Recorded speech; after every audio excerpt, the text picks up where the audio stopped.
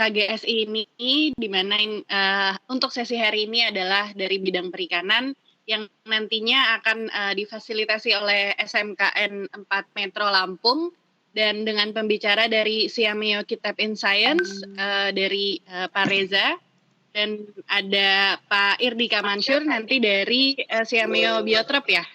Ya, betul. Ya, jadi untuk sesi pertama mungkin nanti akan saya berikan waktu kepada SMKN 4 Metro untuk melanjuti topik pembelajaran hari ini, yang nantinya akan ada sesi pertanyaan di menit akhir dari pembahasan kita ini. Saya mohon kepada para peserta untuk tetap mengikuti pembelajaran yang akan berlangsung nanti mulai dari awal April hingga 14 Mei nanti. Harap semoga pembelajaran ini bisa kita semua di masa pandemi COVID-19 ini, semoga bisa di-share ke anak nantinya, atau mungkin untuk pelajaran pribadi bisa dijadikan sebagai bisnis atau dan yang lainnya. Jadi untuk sesi hari ini saya berikan kepada Pak Farid dan Ibu Erlian dari SMKN 4 Metro, serta dilanjutkan dari industri pendamping. Terima kasih. Silahkan. Terima kasih. Bismillahirrahmanirrahim. Assalamualaikum warahmatullahi wabarakatuh. Waalaikumsalam. Selamat siang dan salam sejahtera untuk kita semua. Bapak Ibu peserta KKGS Perikanan Indonesia. Terima kasih saat ini yang hadir pada kesempatan Vikon yang ketiga ini. Sudah hadir 109. Selamat datang Bapak Ibu. Semoga kita semua senantiasa diberikan kesehatan, sehingga semua dapat menjalankan aktivitas mungkin saat ini di rumah dalam keadaan sehat walafiat. Pada kesempatan kali ini ada dua pembicara kita. Yang pertama adalah dari Bapak Reza Setiawan, beliau dari Semles Perikanan. Kemudian yang kedua, materi kedua adalah dari Bapak Dr. Irdika, Direktur Biotrop. Pak Reza Sikis. Untuk materi dari Pak Reza nanti adalah materi tentang psikis. Bukan, ini lembaganya. Materinya lembaganya psikis. Kemudian materinya nanti akan ada tentang Siamles Perikanan. Kemudian untuk Pak Dr. Irdika, materinya yaitu tentang pengembangan program perikanan di Siameo Biotrop. Untuk waktu ini selama 60 menit, tetapi untuk Pak Reza, karena nanti ada waktu tanya jawab, kita berikan waktu 20 menit kepada Pak Reza. Kepada Pak Reza kami persilahkan Pak. Terima kasih. Baik, terima kasih Bu Erlian, Pak Farid, dan Mbak Tias, host. Assalamualaikum warahmatullahi wabarakatuh. Waalaikumsalam warahmatullahi wabarakatuh. Ya, alhamdulillah. Terima kasih. Saya di sini diberikan kesempatan untuk mengisi sesi di kegiatan kreatif camp untuk guru SMA. Sesi kali ini saya untuk membawakan tentang program Simles Perikanan. Ya nanti kita akan coba sharing tentang apa itu program perikanan Simles. Sebelumnya Bapak Ibu perkenalan sedikit tentang saya. Saya Reza Setiawan dari Siameo Kitab Science atau disingkat SIKIS. Oke, di layar sudah tampil ya slide-nya. Berikutnya.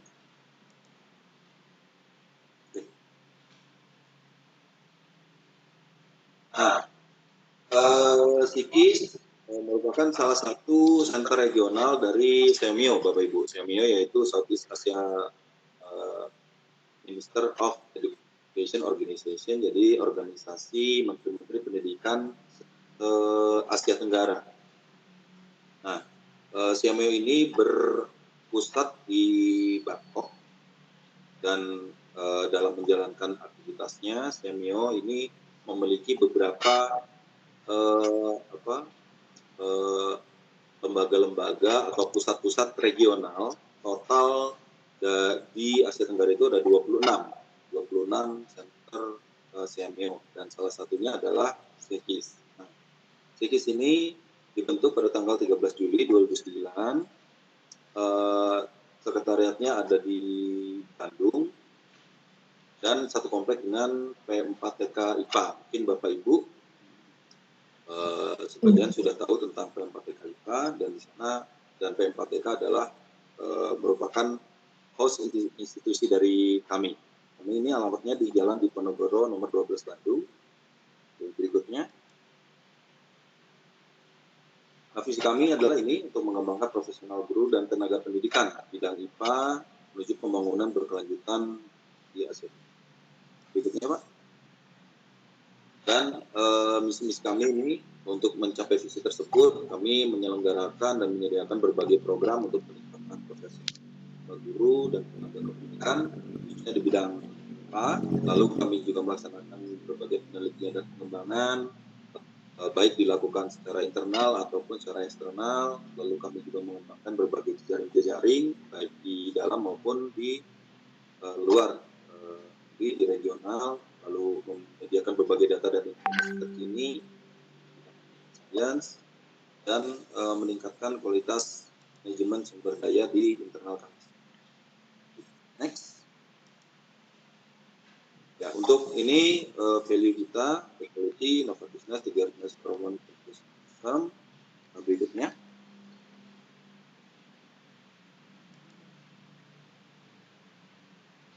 Cakupan program dari kami, Bapak Ibu, SEKIS itu bergerak dalam bidang peningkatan kompetensi guru dan tenaga pendidikan di IPA, di cakupan wilayah Asia Tenggara regional. Dan cakupan program kami ada pengembangan profesional guru, lalu pengembangan berbagai sumber pembelajaran, dan juga kami melayani komunitas pembelajar profesional seperti KG, MBMP, MTS, dan sebagainya. Berikutnya.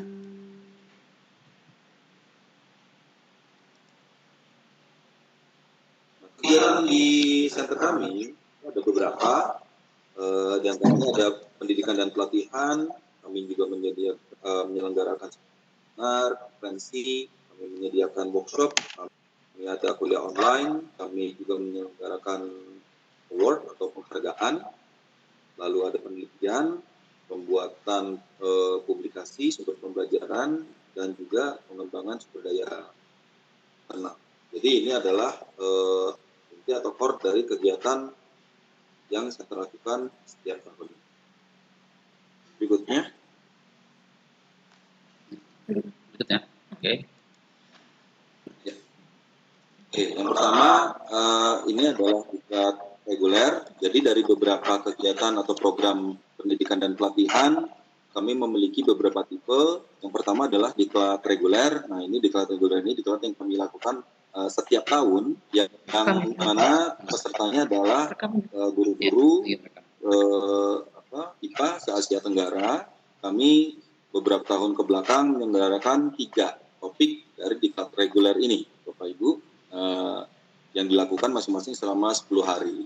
Yang pertama kami menyelenggarakan environmental education, kami ada science classroom supervision, ini untuk kepala sekolah dan pengawas dari SD, SMA, SMP, SMK. Lalu kami ada pelatihan juga tentang art and space science, untuk ilmu bumi dan antariksa. Ini untuk guru. Jadi yang nomor 1 dan 3 itu untuk kami peruntukkan untuk guru, dan yang tengah, yang kedua itu untuk kepala sekolah dan pengawas. Berikutnya, Pak. Oke. Untuk peserta diklat reguler, nah kegiatan ini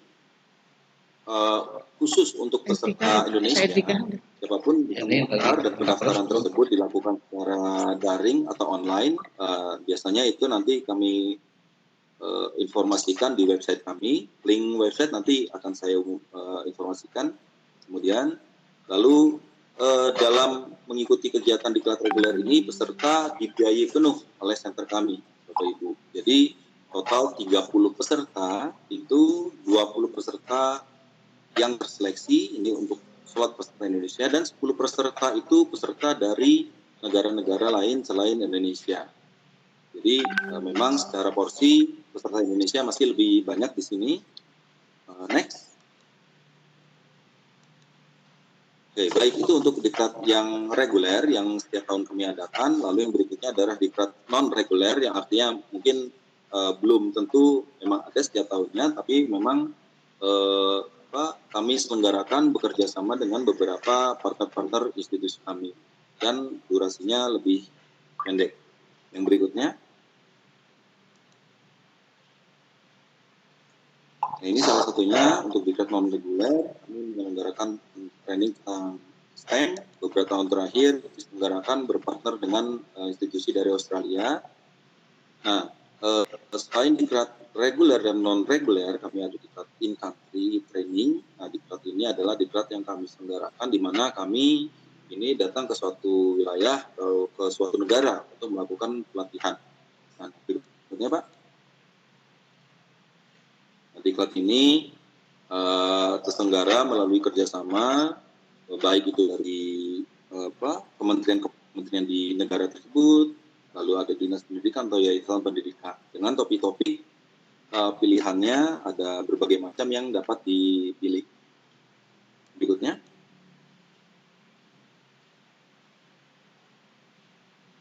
Untuk lokasi in country kami sudah dalam 9-10 tahun kami berjalan beberapa wilayah di Asia Tenggara sudah kami lakukan kegiatan in country di sana dan memang sebagian besar di Indonesia alhamdulillah beberapa sebagian besar dari provinsi sudah kami lakukan juga training in country di wilayah tersebut. Berikutnya. Selain kegiatan diklat, kami juga menyelenggarakan kegiatan konferensi, seminar, ada penghargaan yang kami sebut dengan Ki Hajar Dewantara Award, lalu ada kuliah umum, pembuatan bahan ajar dan sebagainya. Next, Pak. Nah, terkait dengan kegiatan penelitian, kami lakukan baik secara internal atau yang kami sebut dengan penelitian tersebut kami lakukan sendiri, secara mandiri dan secara eksternal. Salah satunya adalah hibah penelitian. Nah, hibah penelitian ini kami memberikan grant atau hibah pada proposal-proposal yang memang terseleksi dari proposal yang masuk. Bapak Ibu sangat besar kesempatannya dan peluangnya Bapak Ibu untuk mengikuti kegiatan hibah penelitian ini. Untuk tahun ini memang sudah kami selenggarakan, artinya pembukaan untuk proposal sudah kami tutup dan sekarang tahap pengerjaan penelitiannya oleh para penerima hibah. Tapi insya Allah memang setiap tahun ini kami selenggarakan kami selenggarakan dari tahun 2016 mulai dari 15 orang dan tahun 2020 ini meningkat jadi 40 orang. Dan berikutnya adalah konferensi internasional dan penghargaan Ki Hajar Dewantara. Nah, ini adalah sebuah penghargaan yang kami tujukan bagi para guru IPA yang memiliki dedikasi tinggi ya untuk memajukan proses pembelajaran. Nah, kegiatan penghargaan ini kami lakukan 2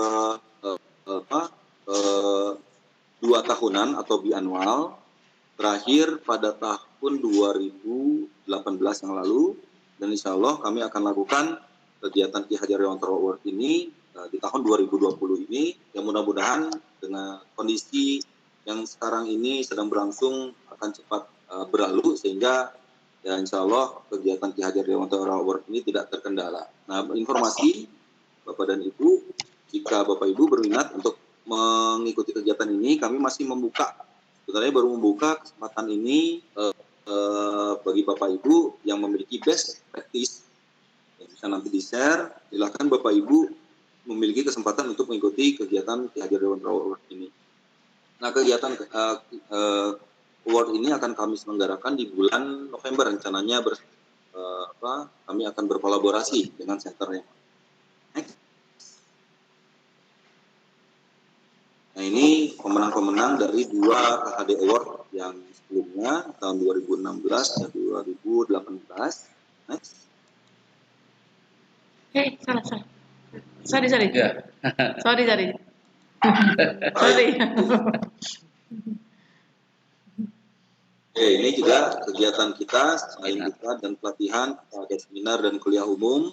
Nah, kami juga beberapa kesempatan mengundang para pakar di bidang pendidikan IPA, dan kami meminta kesediaan beliau-beliau untuk menyelenggarakan kuliah umum dan seminar.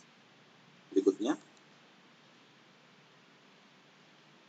Nah, ini Bapak Ibu, website kami, nanti bisa Bapak Ibu akses untuk melihat kegiatan-kegiatan yang Bapak Ibu dapat ikuti di kitapinScience.org. Nah, di sini nanti Bapak Ibu bisa melihat kegiatan, lalu resource-resource yang kami sediakan, ada buku di sana, dan lain sebagainya. Next. Nah, selain diklat, kami ada bahan pembelajaran sains, kami ada channel di YouTube, ada video-video pembelajaran sederhana di sana. Berikutnya. Kami ada juga buku dan publikasi, ini bisa diakses di website kami. Lalu ada unit-unit pembelajaran STEM. Berikutnya. Dan ini perangkat sains sederhana yang kami coba kembangkan ini untuk tingkat SD dan SMP dengan menggunakan bahan-bahan sederhana. Namun kami juga ada video. Itu mungkin Bapak Ibu sekilas tentang lembaga kami, Semio Vitamin Science. Nah, nanti silakan Bapak Ibu bisa join juga di medsos kami, lalu bisa cek juga berbagai program-program Tentunya ya Pak, ini ya, terutama tentang dihajar dari World. Bapak Ibu bisa coba daftarkan untuk yang tahun ini. Oke, itu sekilas Bapak Ibu tentang psikis. Nah, lalu yang berikutnya di slide yang seamless. Oke. Nah, Bapak Ibu, ini adalah sesi inti dari apa yang akan saya presentasikan yang diminta oleh tim, yaitu tentang kegiatan atau program seamless perikanan Asia Tenggara. Nah, program ini dalam wujudnya adalah sebuah pendidikan vokasi yang bergerak di bidang perikanan dengan visi cakupan nanti para peserta didik memiliki pengalaman-pengalaman bisa belajar di kawasan regional Asia Tenggara. Nah, Seamless sendiri itu memiliki ide atau maksud bahwa kurikulum yang kami coba bangun ini bersama tim, yang di sini adalah kolaborasi dari beberapa pihak, Bapak Ibu, dari Pak Gatot dan tim, lalu ada dari industri, ada Pak Suwoyo dan industrinya, dari Semio, dari universitas, Pajajaran, dan berbagai pihak yang turut mengembangkan kegiatan atau program Seamless ini. Nah, Seamless ini kami maksudkan bahwa anak-anak nanti bisa melanjutkan pendidikan dari SMK lalu ke jenjang berikutnya itu dengan lancar atau smooth tanpa ada banyak gap seperti yang kalau kita lakukan secara reguler, di mana anak-anak biasanya melanjutkan dari SMA atau SMK ke perguruan tinggi itu ada semacam penyesuaian kembali. Nah, untuk kegiatan Seamless ini, program Seamless ini sudah dirancang sedemikian rupa sehingga anak-anak mengambil dari tingkat SMK sampai D4 ini dirancang itu sudah sangat terintegrasi. Berikutnya, kegiatan ini memiliki dasar dari 5 kebijakan di Mendikbud Pak Nadiem Makarim, Mas Menteri, ada 5 kebijakan di sana. Tapi dari 5 ini difokuskan kepada nomor 4, di mana semua kegiatan berorientasi pada penciptaan lapangan kerja dengan mengutamakan pendekatan pendidikan dan pelatihan vokasi yang baru dan inovatif. Nah, dengan kebijakan nomor 4 ini, maka menjadi trigger di diciptakannya atau di develop program Seamless Perikanan. Next.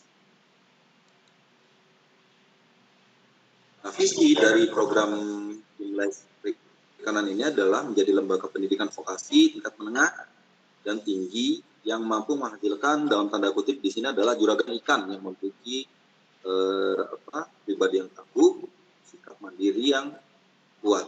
Nah, dalam hal ini cita-citanya yaitu lulusan dari program ini memiliki keahlian, kemampuan, kemandirian, sifat-sifat entrepreneurship, sifat-sifat kepemimpinan, leadership, dan juga berbagai pengalaman yang diperlukan, yang sangat pokok, core untuk mengembangkan atau untuk berkiprah di dalam bidang perikanan.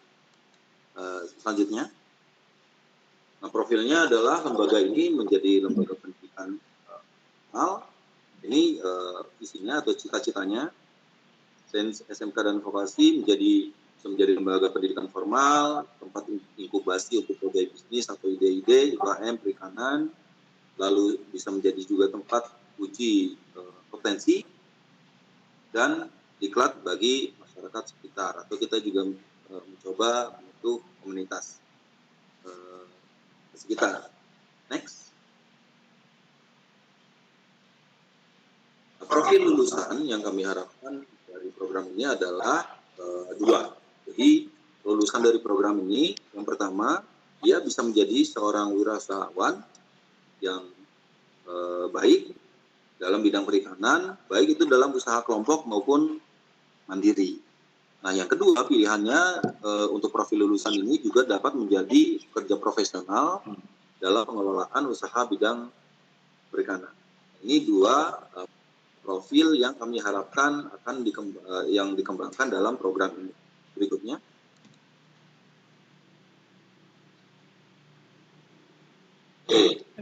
Program ini merupakan sebuah kolaborasi integrasi dari berbagai pihak dengan sumber-sumber yang juga dikembangkan dengan baik, lalu nilai-nilai yang digunakan di dalamnya akan dapat mengembangkan diri secara baik dan berbagai hal yang coba dikembangkan sehingga profil lulusan yang tadi itu dapat diciptakan. 7 menit lagi ya Pak? Next. 7 menit lagi ya Pak? Ya, baik Bu. 7 menit lagi ya, siap. Oke. Tahapan pendidikan di SMK ini, SMK Vokasi ini adalah terbagi menjadi beberapa tahapan. Yang pertama untuk persiapan rekrutmen, itu ada informasi ke sekolah, sosmed dan sebagainya. Lalu ada rekrutmen atau rekrutmen, ada tes bakat minat, tes tertulis, wawancara dan sebagainya. Itu untuk untuk rekrutmennya. Lalu ketika sudah masuk di dalam program, kita ada pengembangan berbagai kompetensi. Yang pertama ada karakter building, lalu yang kedua ada proses pembelajarannya, ini berbasis produksi, link manage dan sebagainya. Dan yang tidak kalah pentingnya dan yang menjadi fokus pokok utamanya adalah para siswa nanti akan memiliki durasi yang banyak berbagai pengalaman dalam praktek, baik itu di UKM atau di startup, baik dan juga secara individu maupun kelompok, sehingga kami harapkan skill kompetensi yang dimiliki para peserta didik ini memiliki rentang yang sangat luas dalam bidang perikanan. Next. Nah, ini assessment, mentoring, komunikasi, laporan ini baik ke siswa, ke orang tua, lalu ke donatur dan sebagainya. Ini sistem yang kami coba jalankan. Nah, kurikulum yang dibangun ini bisa memiliki basis dari FQRF. Next, FQRF ini adalah sebuah referensi atau framework dari ASEAN, di mana ASEAN ini memiliki sebuah referensi atau framework kualifikasi atau keahlian yang tujuannya adalah agar dapat terjadi mobilitas baik itu pelajar maupun pekerja di regional Asia Tenggara. Next. AKRF ini memiliki beberapa level, ada 8 level, dari level 1 sampai level 8. Level 1, 2 itu kira-kira setingkat SMA atau SMK, dan level 8 itu setingkat doktoral. Nah, next. Ini saya skip sekilas. Next. Oke, Bapak Ibu, ini beberapa perbandingan di kurikulum di Asia Tenggara. Jadi B itu dari Brunei, C Kambodia, L itu Laos, S itu Malaysia, P Filipina, V itu Vietnam, IN itu Indonesia, TH itu Thailand. Nah, ini dari kurikulum nasional mereka jika disandingkan dengan AKRF seperti yang tertera di layar. Jadi tingkat 1 itu level SMA, SMK sampai tingkat 8 di AKRF itu tingkat dengan S3. Berikutnya. Nah, kurikulum yang kami kembangkan berdasarkan AKRF ini kami akan coba sampai level 6 atau setara dengan D4. Jadi para sekolah yang memang tertarik masuk dalam program Seamless ini nanti akan memiliki sebuah kurikulum, mengikuti kurikulum peserta didiknya yang terintegrasi dari tingkat 1 sampai tingkat 6 atau D4. Dan di dalamnya ini sekilas saja saya infokan bahwa nanti juga akan diharapkan yang tadi kenapa kami memakai AKRF agar dapat terjadi mobilitas peserta didik di negara Asia Tenggara. Nah, untuk kesempatan ini di tahun ini yang dikembangkan bekerja sama dengan Universitas Pajajaran sehingga nanti para peserta didik akan bisa melanjutkan level setelah selesai di sekolah mereka akan melanjutkan program tersebut di Unpad untuk melanjutkan studinya. Berikutnya ini mungkin rencana materi sebenarnya ya secara umum di sini akan diberikan materi-materi itu pada peserta didik dari hal yang dasar dan hal-hal yang memang sifatnya pengayaan seperti berbagai teknologi-teknologi yang dibutuhkan yang sudah berkembang saat ini seperti ada AR, augmented reality, virtual reality dan sebagainya untuk mendukung pembelajaran dan tidak juga melupakan berbagai pengalaman peserta didik itu untuk dapat melakukan praktek langsung untuk program perikanan ini. Izin Pak, 1 menit lagi ya Pak. Langsung. 1 menit lagi. Langsung aja Bu. Lalu terus selanjutnya Bu sampai yang level 6 ya, terus ini nanti Bapak Ibu Ini bisa lihat. Oke, ya ini tadi dari level 1 sampai level 6, level 6 ini nanti sudah setingkat D4, level 1 sampai level 3 tadi dilakukan di sekolah atau kampus ya, dan mulai level 4, 5, 6 itu nanti akan dilakukan di kampus atau di universitas. Nah, lebih seperti ini rencana materinya dan memang ini masih memang ini masih dalam tahap pengembangan, tapi kurang lebih dari materi seperti itu. Selanjutnya, Bu. Nah, ini jadwal pelaksanaannya lebih awal tahun 2020 ini kemarin itu proses pengembangan kurikulum untuk FGD dan lain sebagainya. Lalu berikutnya.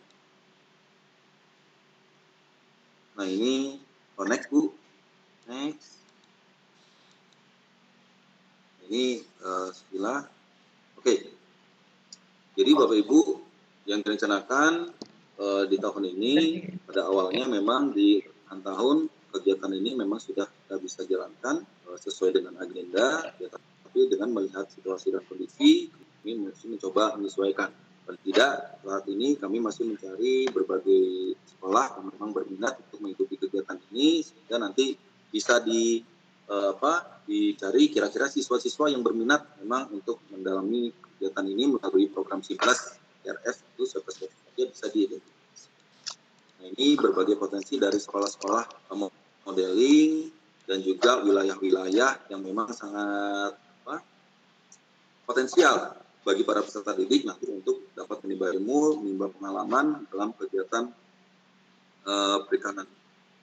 Nah, mungkin kira-kira Bapak Ibu sekilas program dari DRF untuk saat ini sudah ada 5 sekolah yang sudah ikut serta berkolaborasi dalam kegiatan 11 AKRF ini, ya, dan mudah-mudahan kami masih juga mencari sekolah-sekolah lain yang tertarik dalam mengikuti kegiatan ini.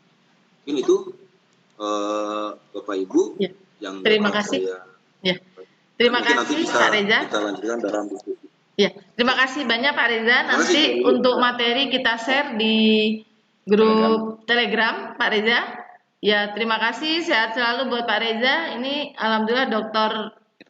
Irdika Mansur sudah hadir. Selamat siang, Dokter. Selamat siang. Assalamualaikum warahmatullahi wabarakatuh. Waalaikumsalam, Bapak. Bagaimana kabarnya, Pak?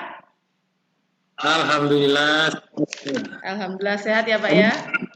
Ya, Pak.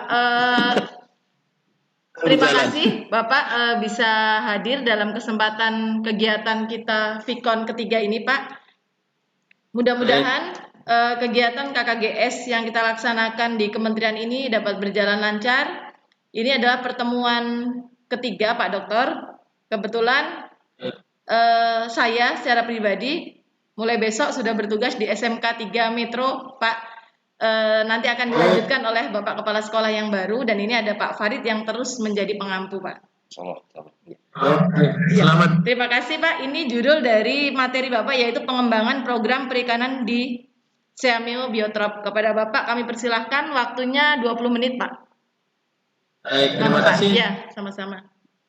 Dan Mas Farid atas kesempatannya. Assalamualaikum warahmatullahi wabarakatuh. Waalaikumsalam warahmatullahi wabarakatuh. Mas Reza sudah menjelaskan terkait tentang Seameo secara umum.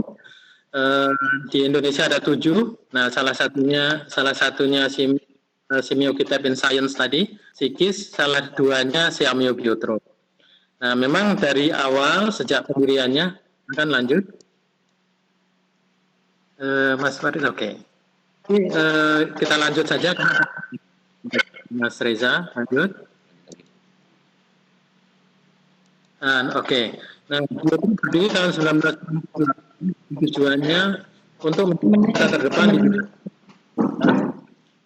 dengan wilayah Asia Barat, dengan jejaring dan kemitraan berdaya manusia, pelatihan, penyebaran informasi terkait lainnya. Seameo Biotrop ini dari sejak dirinya ini berbeda dengan Seameo yang lainnya. Kami lebih ke penelitian sebenarnya.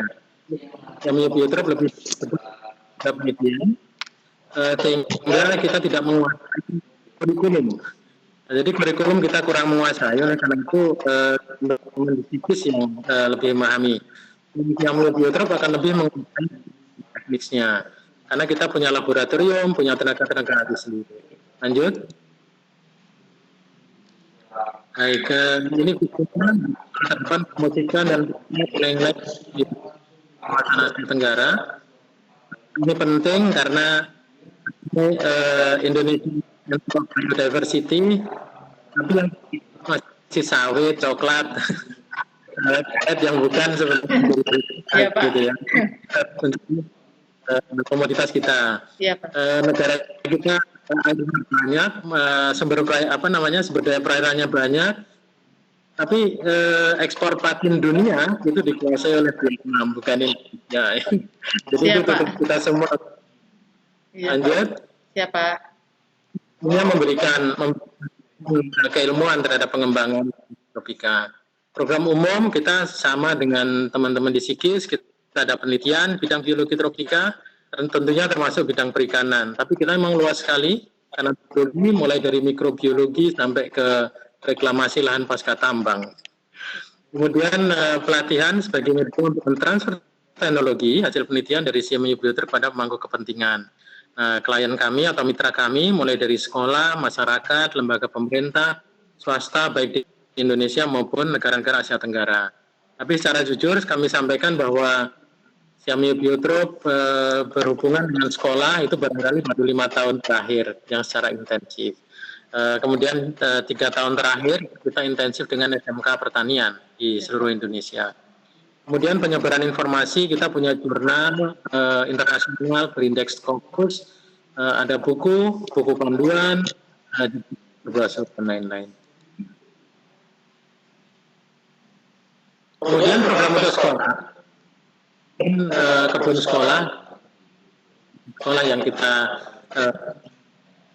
perbaikan. Jadi kita sekolah di sekolah-sekolah gizi untuk literasi dan untuk kewirausahaan. Kemudian revitalisasi SMK Pertanian untuk mendukung ketahanan pangan, King Factory dan juga smart. Ini kita mendukung sekolah-sekolah itu mandiri secara finansial dengan pengembangan buah maupun sayuran. Itu dengan cara penguatan kebijakannya, pengembangan model di sekolah dan kewirausahaan di sekolah maupun siswa. Kemudian bagi CMU Biotrip, SMK ini akan menjadi partner transfer teknologi dari CMU Biotrip dan lembaga mitra kepada masyarakat. Kemudian magang basisnya kita setiap tahun ada 300 orang yang magang di Biotrip. Kemudian karya wisata jadi field trip dari universitas, dari sekolah maupun masyarakat 5.000 orang per tahun. Lanjut. Baik, secara khusus sekarang masuk ke pengembangan bidang perikanan. Jadi seperti saya sampaikan tadi bahwa Indonesia itu memiliki sumber daya perairan laut, darat, payau yang besar, mungkin terbesar di Asia Tenggara, tetapi belum dimanfaatkan secara optimal. Kemudian saya sampaikan tadi bahwa Vietnam itu menjadi rajanya ekspor patin di dunia. Kemudian ikan merupakan sumber protein yang penting karena ini baik di sini maupun di Cina pun dianggap bahwa protein ikan ini dapat meningkatkan kecerdasan anak-anak kita.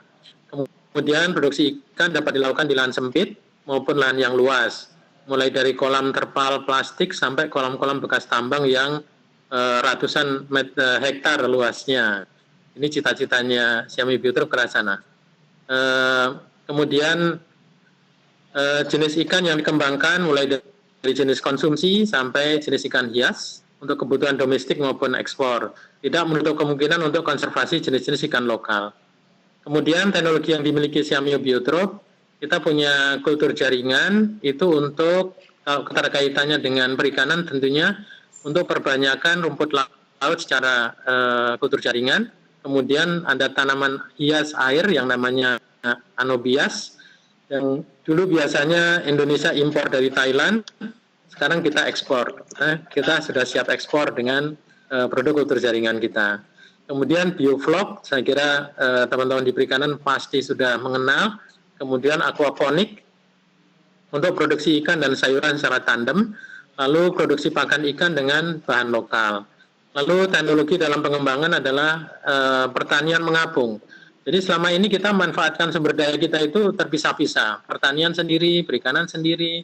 Padahal kita punya pertanian mengapung di atas danau, kita bisa tanam sayur, bawahnya ikan. Nanti akan saya perlihatkan di belakang. Lanjut.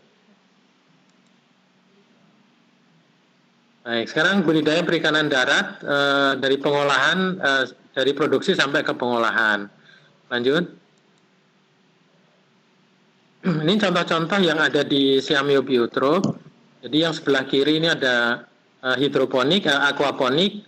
Aquaponik kombinasi atasnya hidroponik, bawahnya kolam ikan. Sehingga airnya naik ke atas, pakan ikan yang tersisa maupun kotoran itu akan menjadi makanan dari tanaman. kemudian artinya air itu disaring, masuk lagi ke kolam sudah lebih bersih. Kemudian kita tidak hanya sampai di produksi ikannya, tetapi juga mengajarkan bagaimana proses-proses pasca panennya. Lanjut. Kemudian ini yang salah satu menjadi andalan kami, ini yang pangan tentu konsumsi, mestinya ada lobster air tawar, dulu pernah booming, sekarang kurang, tetapi kita buat booming lagi sekarang. Kemudian lele, patin, saya kira ini hal yang sudah sangat umum. Lanjut. Yes. Lanjut, Mas. Oke. Nah, ini yang kultur jaringan tadi, yang di atas ini anubias, kemudian yang sebelah kanan, Bapak Ibu sekalian, ini kultur jaringan rumput laut. Jadi kita budidaya rumput laut di dalam laboratorium, tidak di laut. Ini untuk menyediakan bibit untuk skala besar. Lanjut.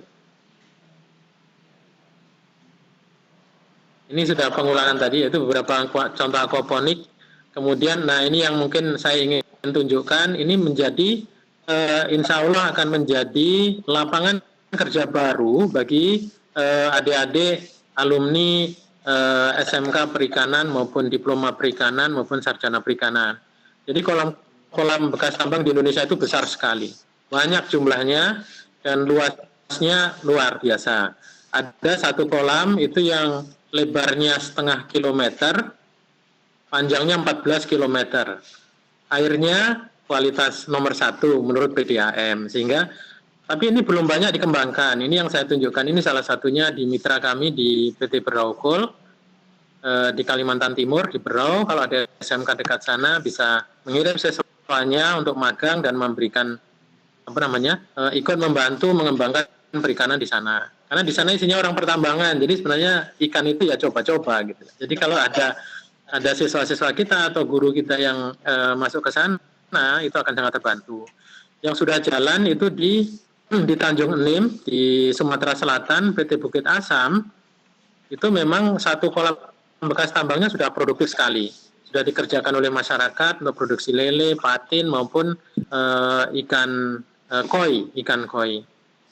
Tapi mereka masih membeli bibitnya dari luar, dari Bogor biasanya. Jadi kalau misalnya ada adik-adik yang bisa magang di sana, kolaborasi dengan SMK yang terdekat, maka bisa mengajarkan kepada mereka bagaimana produksi bibit ikannya. Siapa tahu nanti ada alumni-alumni yang direkrut di sana untuk untuk pengembangan itu. Nah, ini yang selama ini kita tidak pernah sangka bahwa pertambangan itu juga butuh orang perikanan gitu. Tapi kita sudah mulai. Lanjut. Nah, ini salah satu contoh yang sudah jadi juga di Samarinda, Kalimantan Timur. Ini kolam bekas tambang, airnya dicek sudah oke, tidak ada logam beratnya, artinya sudah di bawah ambang, sudah tidak dimanfaatkan lagi oleh tambangnya, kemudian airnya digunakan oleh PDAM, kemudian masyarakat membuat organisasi lalu memproduksi ikan di sana dengan karamba jaring apung. Ini masih teknologinya masih terserah masyarakat sekitar. Jadi kalau misalnya nanti ada SMK yang terdekat di sana, saya kira sangat-sangat baik kalau bisa membantu mengembangkannya. Lanjut. Nah, ini yang sedang dalam pengembangan, kita akan mulai tahun ini, yaitu pertanian mengapung kalau ini contohnya pertanian mengapung di Danau Inle di Myanmar. Jadi di Myanmar itu ada satu danau yang besar sekali untuk pembangkit listrik, tetapi juga atasnya dipakai untuk sayuran, tetapi di bawahnya ikan. Jadi Bapak Ibu sekalian, itu tanaman-tanaman sayur itu mengapung itu di atas air. Nah, kita sedang uji coba, kita danai tahun ini. Nanti mudah-mudahan kalau ini sudah berhasil, maka akan kami transfer teknologi itu ke SMK-SMK perikanan maupun pertanian. Lanjut. Kemudian kalau di sana, karena unik, bisa panen tomat di tengah danau gitu ya. Jadi wisatawan-wisatawan juga banyak yang datang ke sana. Ini akan menjadi target kita ke depan. Kita punya danau banyak, punya rawa-rawa banyak, tapi rawa-rawanya dikeringkan untuk bertani, padahal tidak perlu. Jadi rawa-rawa biar saja jadi rawa-rawa. Jadi bawahnya bisa ikan, atasnya bisa pertanian mengapung. Ini yang teknologi yang harus kita kembangkan. Lanjut. Nah, program berbasis produksi dan omset Alumni SMK diharapkan menguasai ilmu dan teknologi yang diberikan di sekolah dan dapat menerapkannya secara mandiri. Kompetensi yang dimiliki ini bisa untuk karir mereka, baik untuk menjadi pengusaha atau menjadi bekerja di perusahaan perikanan yang memang profesional membutuhkan teknologi-teknologi baru yang tidak mungkin dikerjakan oleh secara konvensional. Karena sekarang kontrol perikanan dengan menggunakan IoT itu sudah banyak.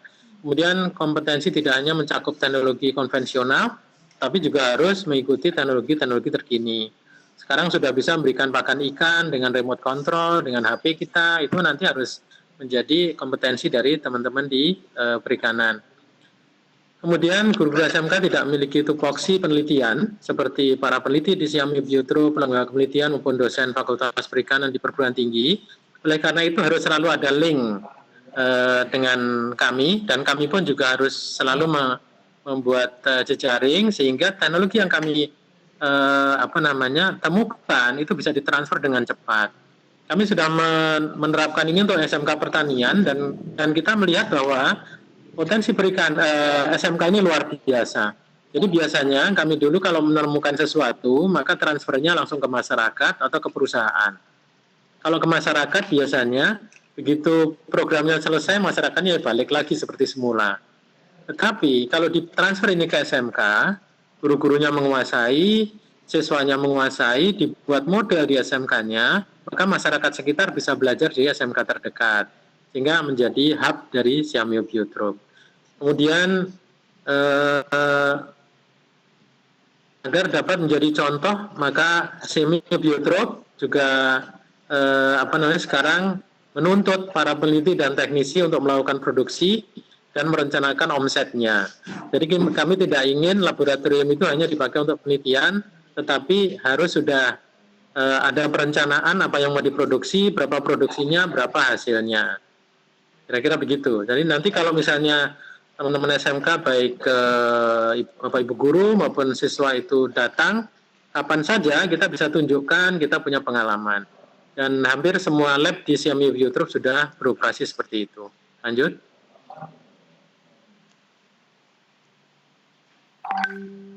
Lanjut. Baik, saya kira ini slide terakhir. Jadi peran Siamio Biotrop tentunya memberikan pelatihan, bimbingan, dan konsultasi kepada para guru dan siswa.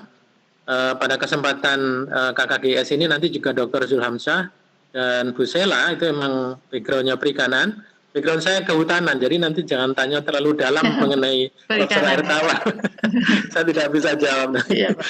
Jadi saya akan berbagi teknik pembenihan pembesaran lobster air tawar, namun di luar itu nanti Bapak Ibu sekalian bisa mendapatkan konteksnya, kontak mereka untuk bertanya apa saja terkait dengan perikanan.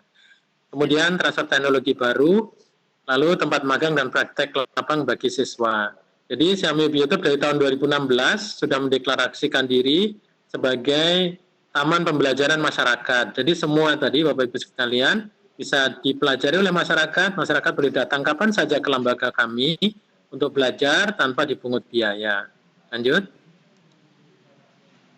Baik, saya kira ini kontaknya. Siamio Biotrop berada di Bogor. Dan saya kira sekarang menjadi lembaga penelitian yang paling seksi di Indonesia karena di depannya ada mall yang sangat. Iya, Pak. Siap. Terima kasih. Iya, Pak. Terima kasih, Bu. Iya, terima kasih Dokter. Satu lagi. Iya, Pak. Boleh, Pak. Siapa? Dokter pada asrama ada rumah yang nanti kalau Bapak Ibu guru yang magang ke Biotrop itu bisa tinggal di rumah-rumah tadi. Tapi kalau siswanya biasanya kos di luar, Bapak Ibu sekalian. Siap. Baik, terima kasih. Terima kasih Dr. Irdika Mansur atas waktu yang diberikan, kemudian materinya luar biasa. Siamio Biotrop, sekolah-sekolah perikanan, pertanian mungkin yang saat ini bergabung, ada 166 peserta, Bapak bisa mengetahui tentang lebih dalam lagi Siamio Biotrop. Untuk itu masih ada waktu 8 menit, saya kembalikan kepada Mbak Tias untuk Direktorat SMK. Mungkin ada pertanyaan kepada Bapak Dr. Irdika dan juga kepada Pak Reza. Silahkan Mbak Tias. Ibu Siap. dan Fariza, ini kita bisa buka untuk para peserta ya Bu Erlian.